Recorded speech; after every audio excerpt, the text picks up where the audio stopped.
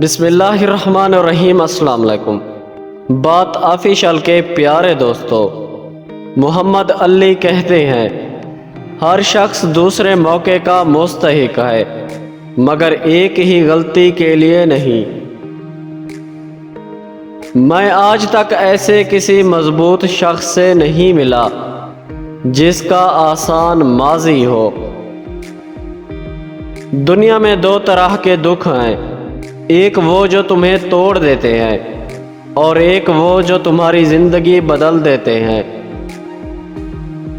میں کبھی بھی نہیں ہارا، یا تو میں جیتتا ہوں یا سیکھتا ہوں۔ تم تب تک بہادر نہیں بنتے جب تک تم مشکل حالات سے نہیں گزرتے۔